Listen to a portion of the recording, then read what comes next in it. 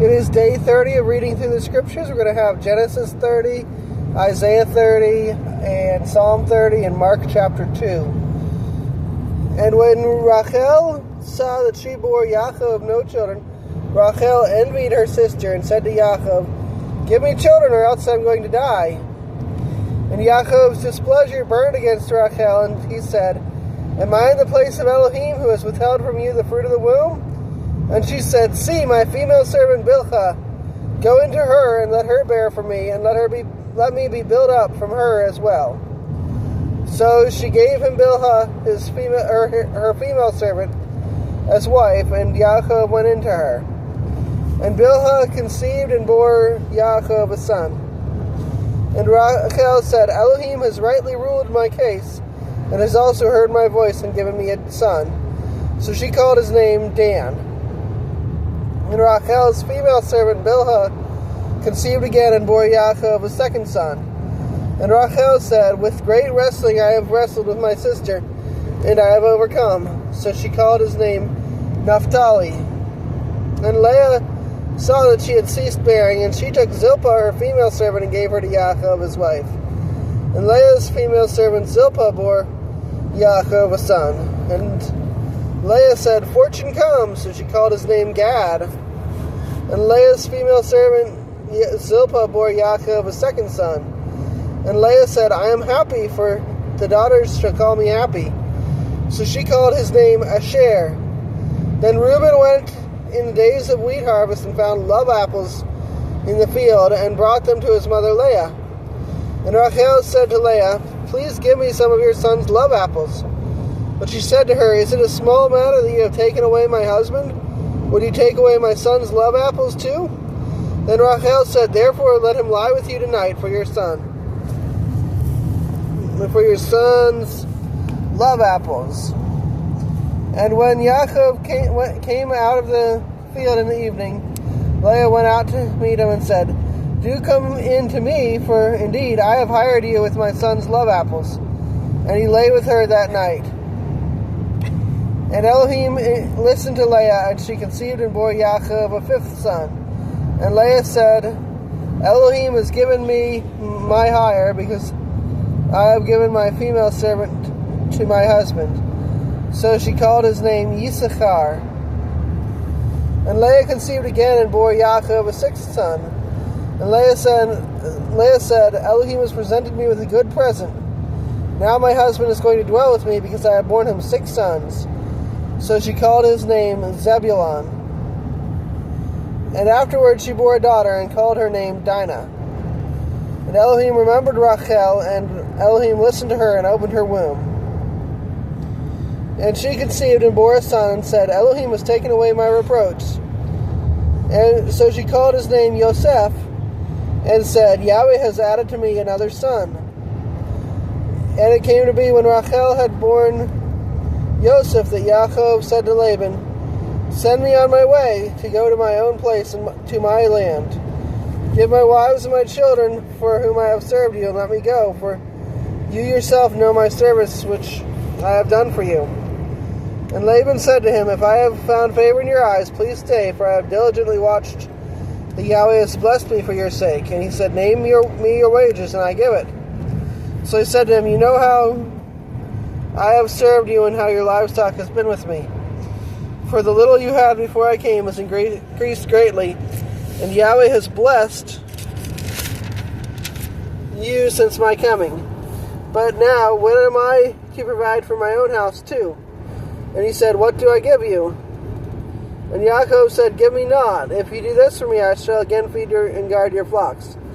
Let me pass through all your flocks today, removing from there all the speckled and spotted sheep, and all the black ones among the lambs, and the spotted and speckled among the goats, and these shall be my wages. And my righteousness shall answer for me in time to come. When you come concerning my wages, everyone that is not speckled and spotted among the goats, and black among the lambs, it is stolen if it is with me."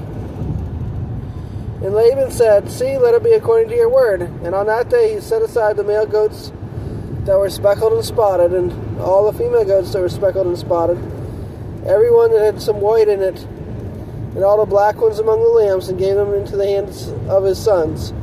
And he put 3 days' journey between himself and Yaakov, and Yaakov fed the rest of Laban's flocks. And Yaakov took for himself rods of green poplar and of the almond and chestnut trees, peeled white strips in them, and exposed the white which was in the rods. And he set the rods which he had peeled before the flocks in the gutters, in the watering troughs where the flocks came to drink, and they conceived when they came to drink. So the flocks conceived before the rods, and the flocks brought forth streaked, speckled, and spotted. And Yaakov separated the lambs, and he made the flocks face toward the streaked, and all the black in the flock of Laban. But he put his own flocks by themselves, and did not put them with Laban's flock. And it came to be, whenever the strong ones of the flock conceived, that Yaakov placed the rods before the eyes of the flock in the gutters, so they would conceive among the rods. Then when the flocks were weak, he did not put them in, so the weak ones were Laban's, and the strong ones Yaakov's. Thus the man increased very much, and had many flocks, and female and male servants, and camels and donkeys. Okay, next we're going to do Isaiah chapter 30. Woe to the stubborn children, declares Yahweh, to make counsel but not for me, and to devise plans but not of my spirit, in order to add sin to sin, who are setting out to go down to Mitzrayim, and have not asked my mouth, and to be surrendered in the strength of Pharaoh, and to seek refuge in the shadow of Mitzrayim. And the strength of Pharaoh shall become your shame, and the refuge in the shadow of Mitzrayim your confusion. For his princes were at Zoan, and his messengers came to Chanez. They were all ashamed of a people who did not profit them, not for help or profit, but a shame and also a reproach. The message concerning the beasts of the south, through a land of trouble and distress, from which came the lioness and the lion, the adder and the fiery flying serpent, to convey their riches on the backs of young donkeys and their treasures on the humps of camels, to an unprofitable people, even Mitzrayim, whose help is vain and empty. Therefore I have called her Rahab Hem Shebeth. And go, write it before them on a tablet, and inscribe it on a scroll, that it is for a latter day, a witness forever, that this is a rebellious people, lying children who refuse to hear the Torah of Yahweh, who say to the seers, do not see, and to the prophets, do not prophesy to us what is right, speak to us what is smooth, prophesy deceits. Turn aside from the way, swerve from the path, cause the set-apart one of Israel to cease from before us. Therefore, thus said the set-apart one of Israel, because you despise this word, and trust in oppression and perverseness, and rely on them, therefore this crookedness is to you like a breach ready to fall, a bulge in a high wall, whose breaking comes suddenly and swiftly. And he shall break it like the breaking of the potter's vessel, which is broken in pieces without sparing, so that there is not found among its fragments a shard to take fire from the hearth, or to take water from the cistern. For thus said the Master Yahweh, the set-apart one of Israel, in returning and rest you are saved, in stillness and trust is your strength, but you would not. And you said, no, we will flee upon horses, therefore you flee, and we ride on swift horses, therefore those who pursue you are swift. 1,000 flee at the rebuke of one, at the rebuke of 5 you shall flee until you are left as a pole on top of a mountain, and as a sign on a hill. And therefore Yahweh shall wait to show you favor, and therefore he shall be exalted to have compassion on you. For Yahweh is an Elohim of right ruling. Blessed are all who wait for him. For the people who shall dwell in Zion at Jerusalem, you shall weep no more. He shall show much favor to you at the sound of your cry. When he hears, he shall answer you. Though Yahweh gave you bread of adversity and water of affliction, your teacher shall no longer be hidden, but your eyes shall see your teacher. and your ears hear a word behind you, saying, This is the way, walk in it, whenever you turn to the right or whenever you turn to the left. And you should pile the covering of your graven images of silver, and the plating of your molded images of gold, and you shall throw them away as a minster cloth, and say to them, Begone! And he shall give the rain for your seed with which you sow the ground, and bread of the increase of the earth. And it shall be fat and rich, your cattle grazing in an enlarged pasture in that day. And the oxen and the young donkeys that work the ground eat seasoned fodder, winnowed with shovel and fan. And on every high mountain and on every high hill there shall be rivers and streams of waters in the day of great killing, when the towers fall. And the light of the moon shall be as the light of the sun, and the light of the sun be sevenfold, as the light of 7 days, in the day that Yahweh binds up the breach of his people and heals the wound of his blows. See, the name of Yahweh is coming from afar, burning with his wrath and heavy smoke. His lips shall be filled with rage, and his tongue shall be a devouring fire. And his breath shall be an overflowing stream, which reaches up to the neck, to sift the nations with a sieve of falsehood, and a misleading bridle on the jaws of the peoples. Let the song be to you as in a night set apart for a festival, and gladness of heart as he who is going with a flute, to come into the mountain of Yahweh, to the rock of Israel. And Yahweh shall cause his excellent voice to be heard, and show the coming down of his arm, with raging wrath and the flame of a consuming fire, with scattering downpour and hailstones. For through the voice of Yahweh Ashur is broken down, with a rod he strikes. And every passage of the ordained staff which Yahweh lays on him shall be with tambourine and lyres, when he shall fight with it, battling with a brandishing arm. For Topheth was ordained of old, even for the sovereign it has been prepared. He has made it deep and large, its fire pit with much wood. The breath of Yahweh as a stream of burning sulfur is burning in it. Psalm number 30. I exalt you, O Yahweh, for you have drawn me up, and have not let my enemies rejoice over me. Yahweh, my Elohim, I have cried to you, and you have healed me. Yahweh, you brought me up from Sheol. You have kept me alive from going down into the pit. Sing praise to Yahweh, you lovingly committed ones of his, and give thanks at the remembrance of his set-apartness. For his displeasure is for a moment, his delight is for life. Weeping might last for the night, but joy comes in the morning. As for me, I have said in my ease, never would I be shaken. Yahweh, in your great good pleasure, you have made my mountain to stand strong. You hid your face, and I was troubled. I cried out to you, O Yahweh, and to Yahweh I prayed. What gain is there in my blood when I go down to the pit? Would the dust praise you? Would it declare your truth? Hear, O Yahweh, and show me favor. Yahweh, be my helper. You have turned my mourning into dancing for me. You have torn off my sackcloth and girded me with gladness, so that esteem might praise you and not be silent. O Yahweh, my Elohim, I thank you forever. Okay, our last chapter is going to be Mark chapter 2.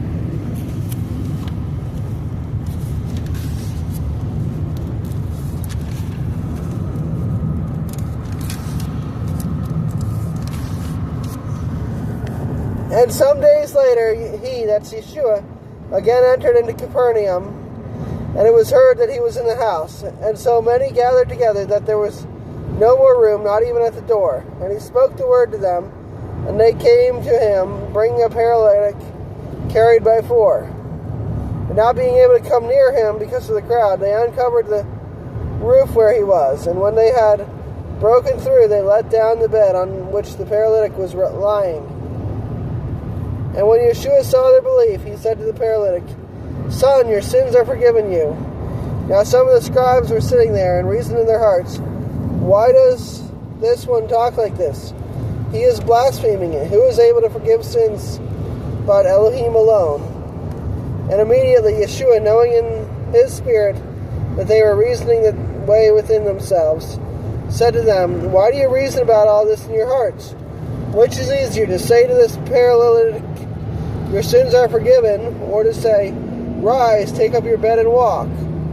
But in order for you to know that the Son of Adam possesses authority on earth to forgive sins, he said to the paralytic, 'I say to you, rise, take up your bed, and go to your house.'